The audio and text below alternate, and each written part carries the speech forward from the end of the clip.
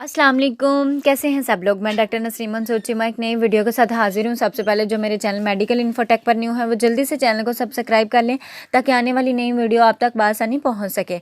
आज का मेरा टॉपिक बहुत इंपॉर्टेंट है, जो कि ये है कि अगर लेबर पेन स्टार्ट होने से पहले वाटर बैग लीक हो जाए तो हमें क्या करना चाहिए। ये बहुत ज़रूरी टॉपिक है क्योंकि इसमें सिचुएशन में मोस्टली पेशेंट पैनिक हो जाते हैं।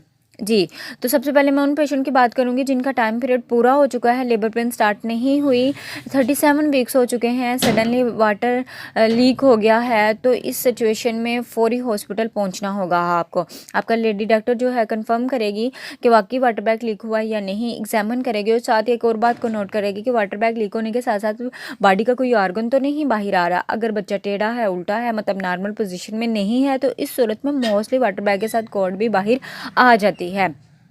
बट नॉर्मल प्रेजेंटेशन में कॉर्ड प्रोलैप्स का चांस बहुत कम होता है।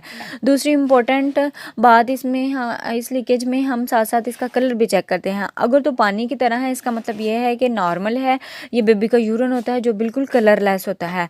अगर ग्रीनिश कलर है तो मतलब ये है कि बच्चा डिस्ट्रेस में है। अगर आपने चेक किया ब्लड आ गया है और ब्लड की अमाउंट शो से ज़्यादा है तो फिर इसमें भी परेशानी वाली बात है आपके लिए।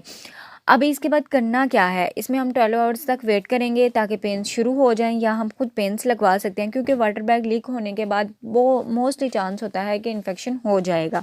एंटीबायोटिक दे दी जाती हैं ताकि इन्फेक्शन ना हो और पेन्स लगवा ली जाती हैं। ये मामला डॉक्टर और पेशेंट की डिस्कशन के बाद होता है। हाँ, अगर कोई परेशानी वाली बात ना हो, एंटीबायोटिक कवर देकर हम मरीज़ के मशवरे के मुताबिक वेट भी कर सकते हैं। इसके अलावा अगर वक्त पूरा ना हुआ हो, वाटर बैग लीक हो कर जाए तो ये ज़्यादा कॉम्प्लिकेटेड बात होती है। इसमें आप सेम लीकेज का कलर तो मॉनिटर करवाएंगे, फिटस यानी बेबी को भी मॉनिटर किया जाता है, इन्फेक्शन को चेक किया जाता है ताकि एंटीबायोटिक कवर दी जा सके और फिर एंटीबायोटिक कवर दे दी जाती है। और जितना मुमकिन हो पेशेंट को टर्म तक यानी 37 या 36 वीक्स तक प्रिकॉशंस के बाद इसको वहाँ तक ले जाया जा सकता है ताकि बेबी को सही सलामत पैदा करवाया जा सके। उम्मीद है आपको आज का टॉपिक पसंद आया होगा। दुआओं में याद रखिएगा। अल्लाह हाफिज़।